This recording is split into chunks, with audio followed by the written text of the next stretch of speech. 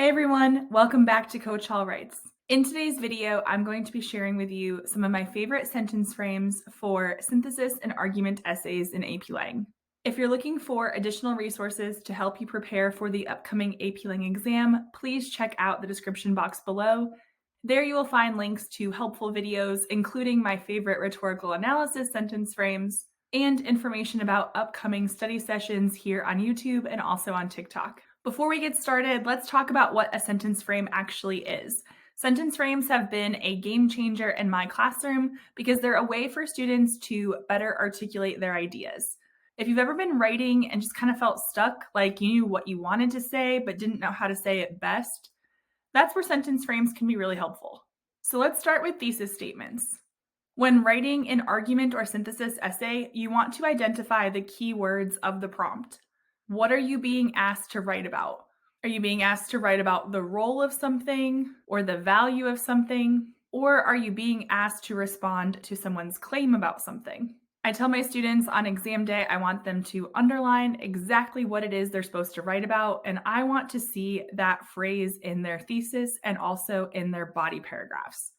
Now, it is okay to use a synonym for the word, but we want to make sure we're really clear what we're writing about. Here's an example of a thesis statement for you.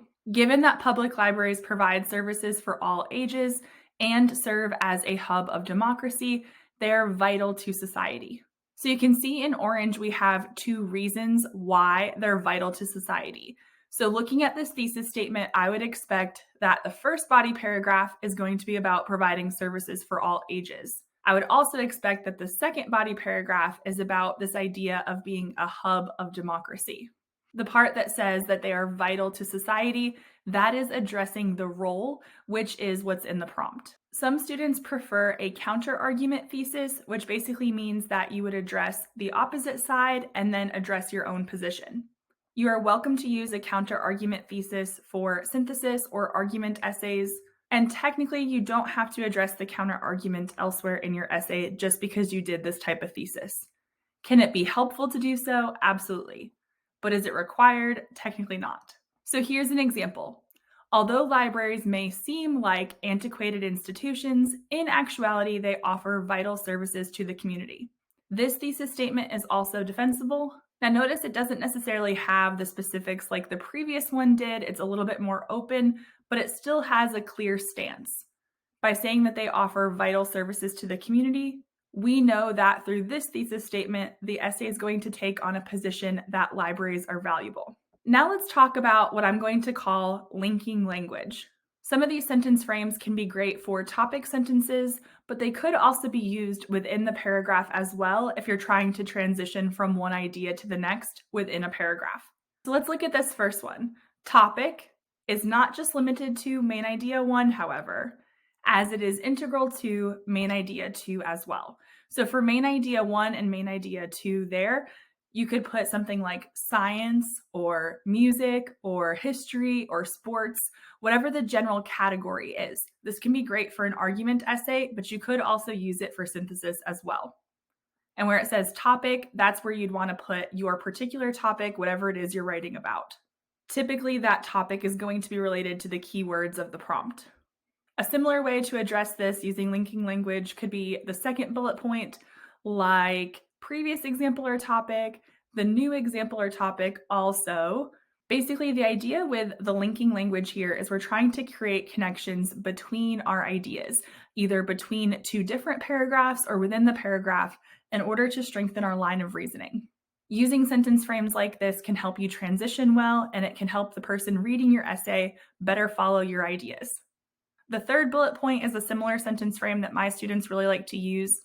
This one can also be adapted to rhetorical analysis as well.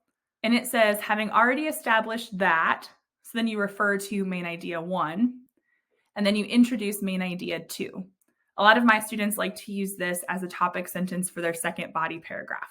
You can also use transitional words like similarly or conversely to indicate a similar or contrasting relationship between two ideas. Please remember that for synthesis and argument essays, you are not required to address the counterargument. However, it can be helpful.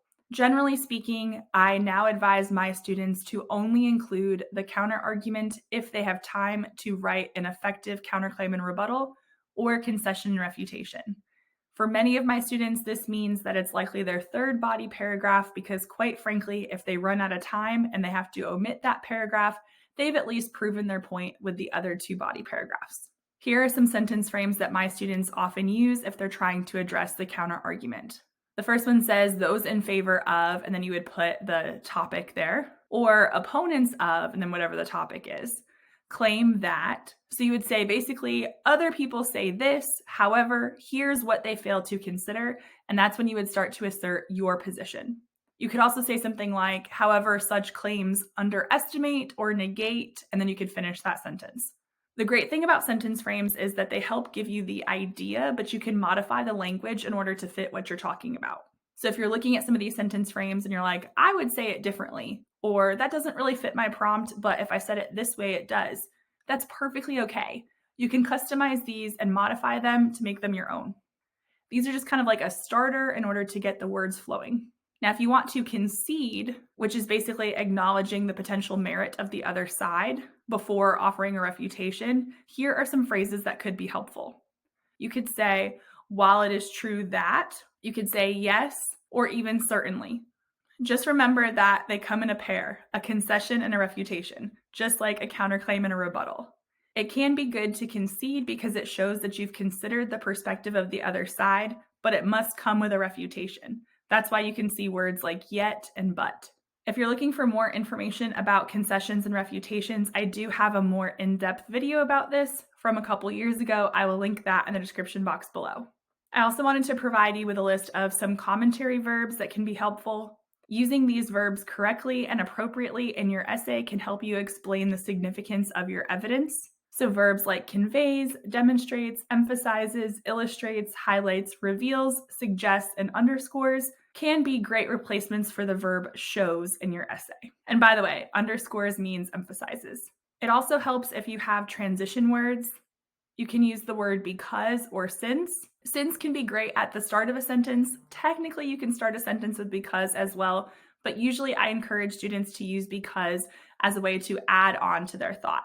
So if you're struggling with commentary, use the word because to help you explain why what you're talking about is significant. You can also use words like consequently, therefore, thus, as such, however, or conversely, subsequently, additionally, furthermore, and moreover. Before you use any of these words, please make sure that you know what they mean and how to use them correctly in your paper. Conclusion paragraphs can be tricky for students because sometimes it can be difficult to wrap up your paper without just restating what you already said. Also remember that conclusions are encouraged but not necessary. If you're running out of time and you don't have enough time for a conclusion, it is okay. But let me give you a couple topic sentences that you might use to start a conclusion paragraph if you're able to do one. The top one is the one that I think is most versatile. And that is when considering the topic, it becomes clear that can be a great way to start your conclusion paragraph instead of saying in conclusion. The other two options here might need to be tweaked a little bit. They're perhaps a little bit less versatile, but the idea here is trying to think about the broader implications of the topic, why it matters to society or to individuals.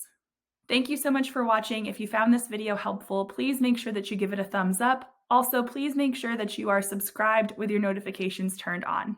As the exam approaches, I'll be going live each week, and if you have your notifications turned on, you're more likely to know when I'm live so you can hop on and ask a question as we prepare for the upcoming AP Lang exam. Also, don't forget to check out the description box below for helpful video links and other resources. And until next time, happy writing!